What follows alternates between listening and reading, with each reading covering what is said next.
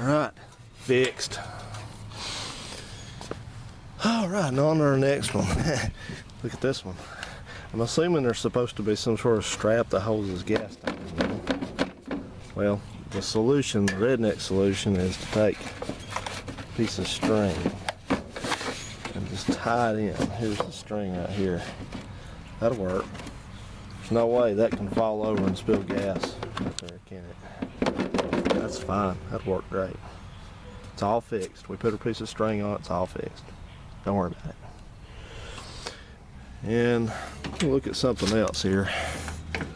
This has the typical loose steering like my Craftsman had, and I see a bolt in there that's kind of, I don't know if there's a bushing in there that's kind of worn out or what the deal is, but I'll investigate that and see if I can get that to, some of it's in the gear.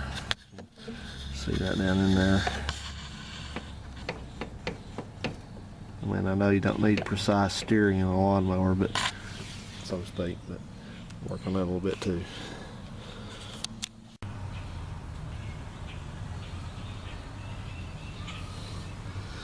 That don't look good. You see that? See, he said this thing ran, so I don't know how long, y'all. Changing the fuel line and the where's that one at? Yeah, it had this on it. I don't know what that is, but that ain't fuel line. At least it's not any that I want to use. Hard as a rock. Now, I know it doesn't have any pressure on them, but you know, I just got a thing about gas leaking on a hot engine. This fuel line smells like stale gas real bad too, so it's probably got to have the carburetor cleaned. But that's part of it when you deal with a mower. He said this air cleaner fell off and got runned over. So anyway, I'll be collecting parts up here for a little while. See you guys. Okay, well, I've got the Uncle Phil special lawnmower put back together back there now. So showed you another video, probably worth taking a look in this carburetor, and sure enough, it's a good thing I did do that mess. And that's because it probably got water in here from sitting with the air cleaner lid off of it. It's not seized up, thankfully, but anyway, and the jet here, I guess this is one of these electric cutoff jets. It's got a wire that goes to it. It's nasty, and the inside of the carb's nasty too, so I gotta take that out and clean it and take the float off and I'll clean all that stuff up and see if there's a jet in there that needs to be cleaned. That's probably it right there. Well, that's Uncle Phil's heart. I can guarantee you anything you get from him ain't gonna be very good. I hate to say that, but it's the truth. So anyway, but you can't beat free, so let's get on with this and clean the carb up. And I got a battery to put in, and then we'll put some gas in it and we'll see if this thing runs. Well, that ain't good. I put a little bit of gas in the gas tank up here, and it started overflowing in the carburetor, so luckily there's a gas shut off here. I shut that off here. This is one of these things I call Uncle Phil's secrets, and that's things that Uncle Phil never tells you and you don't know until you get into things. So evidently this carb has got possibly a bad float or something, but we're going to find out. Bad needle, I mean. Let's find out. Okay, well, the float is working. So why the hellacious leak then? Let's see if we can find that out. I do want to bet this is the culprit right here. This thing I noticed when I was messing with it, the inside of this turns independently of the outside. And it looks to me like there would be a way for gas to get down in that. I guess that's the shut-off valve. Electric shut-off valve. Or whatever it is. I don't know exactly. I have to look it up, but so I'm going to stick this thing back together, and I'm just going to carefully watch this and see if that's where it's coming from. Nope, not that. I sat right here with my face up against this carburetor and flipped this shut-off valve on and off until I guess the carburetor started filling up. It's not leaking out of that. Where it's coming from, it is just seeping right around the top of the float bowl, right where that gasket is right there. But here's the thing though, I don't think that float bowl was supposed to be that full of gas. So I guess I'll take it off again and look at the float this time. So let's see if I can find out what's going on with this thing. Okay, I'm seated at the controls of this mower here, the Uncle Phil Special, and I think I've got most of the gas leaks stopped up there. I ended up having to buy a float bowl seal, but it looks like that shutoff valve or anti-backfire valve or whatever that thing's called right on the bottom is still seeping just a little bit, but I'll be okay just to see if this thing's going to run. Never heard it run. Just put a new battery in it. So I think it's in neutral. Got the thing shut off back here, the blade shut off, so I'm going to give it some chokeage. There's no air cleaner. That top of that got run over, Phil said. So here we go. Let's see if we've got anything here or not. Not much of a key.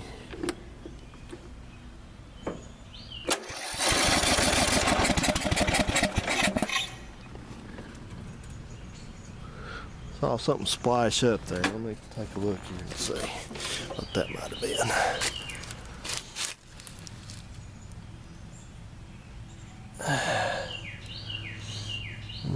Saw some gas there, something go flying up.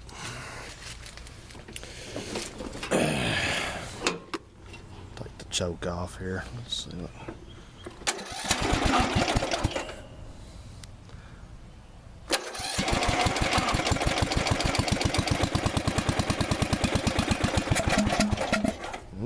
Didn't like that, did it?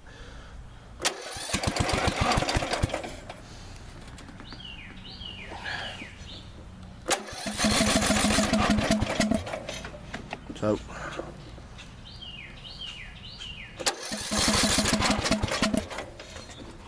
Let's try it. No choke.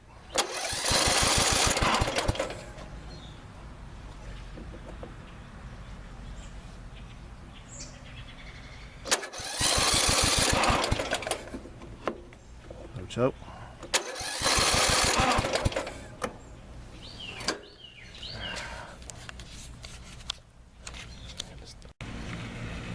Okay, take whatever on this lawnmower. It's been working on this carburetor endlessly, seems like, but you may remember I took the bowl off and it had a whole bunch of rust and junk in it. And as a matter of fact, this is the bowl that was on it. It's real rusty and pitty. So I put it back together, cleaned it up as best I could, and put it back together, and it was just really severely flooding. I mean, there was gas just up to, you know, up in the air cleaner elbow right there. So I decided I just better go ahead and take this carburetor all the way off and clean it. So I did, and while I was doing that, I'd actually ran to the junkyard and got another bowl and another fuel anti-backfire valve there for it, because the old one was leaking.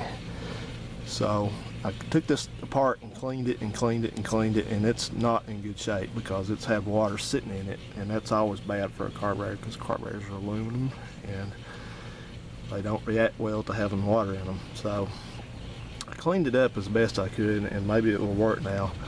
I think, fingers crossed, I have all the leak and all the flooding resolved, at least temporarily. So I pulled the plug out of there just to make sure it was not, didn't have a whole bunch of gas or anything in the cylinders, and it seems to be looking good. So I put it back in and got the gas. The gas is on, so it's got some gas in it. So we're going to give this thing another try and see if we get any joy here. And you know, Phil told me that he had this shut off in here, and well, that's why. Like I said, that's one of Uncle Phil's secrets, things that he knows but he doesn't tell you, and just kind of conveniently forgets to mention the fact that the carburetor is flooding so bad. So He says this thing's been running. I don't know. I'm a little bit doubtful, but we got the fire extinguisher over here somewhere.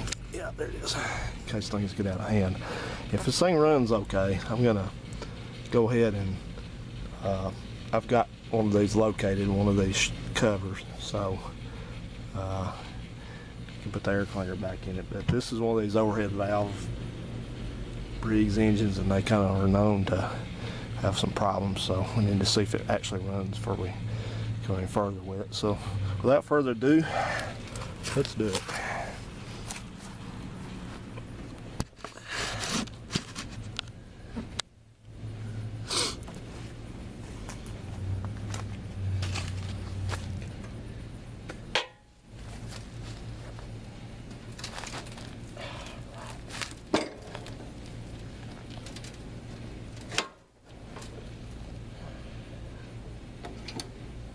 Choke.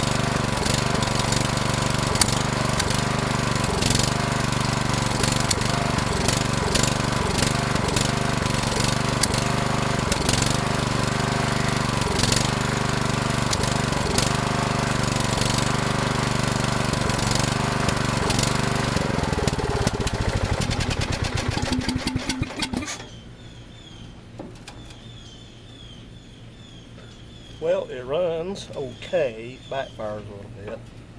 May need a valve adjustment.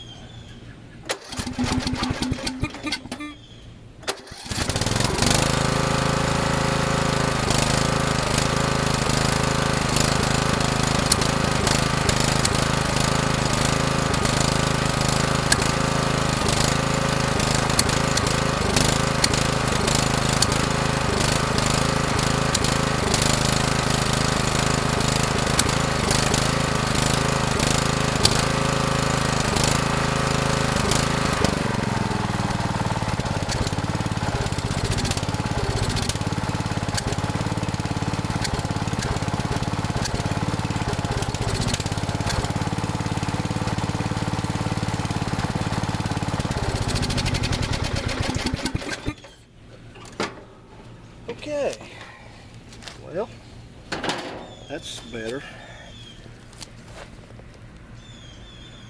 But you notice, did you see that it was kind of backfiring a little bit?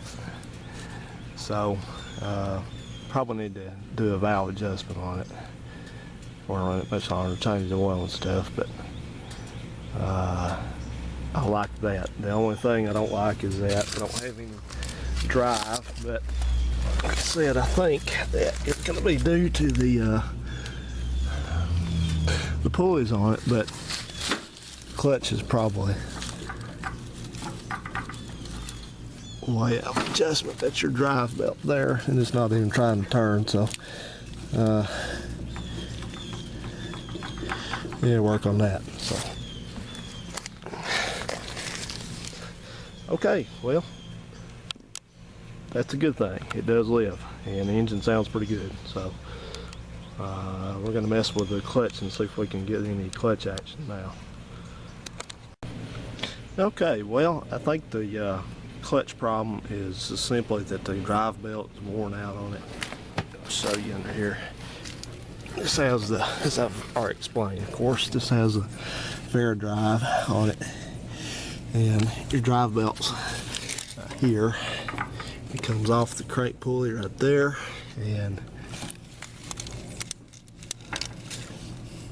goes back to the fair drive right there, and then you got a clutch rod right here that when you push this pedal, this thing pulls forward to disengage all this back here, and then the adjustment is right here on this. You've got a threaded, the last couple inches of this are threaded, 2 or 3 inches of this rod are threaded, so you've got a cotter key up.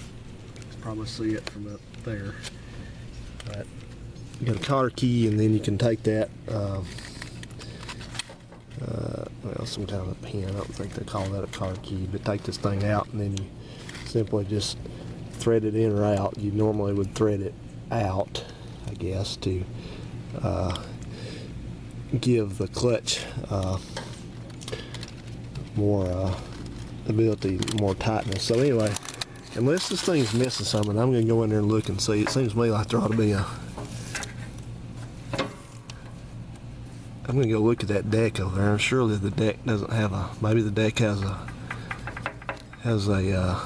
idler on it somewhere. I'll go look and see, but I wouldn't think so. But let me check that. But if there's no idler on that, then obviously this belt, I guess, is just worn out, because this thing's already to the end. There's no threads left on it hardly, even holding it in there, so I guess it'll need a belt. Let's go over and look at the deck.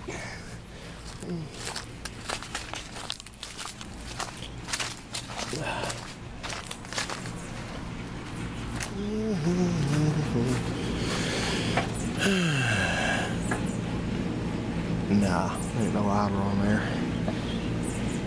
Not that I can see. Okay. Alright. Another one of Uncle Phil's secrets, huh? Drive belt's worn out. I'm going to call him tonight. I'm not going to get on to him. I'm going to call him tonight and tell him everything that had to be fixed on this mower. But that's okay. It was free, and when you get free stuff, it's usually kind of a pile. So, okay, guys. Well, we'll go from this point onward, and see if we can get that air cleaner thing ordered. And I guess these have to have a valve cover gasket on them too, so I'll go ahead and get a valve cover gasket so I can adjust the valves and do that and work on this drive belt, and we'll see if we can get this old junk mower to live again.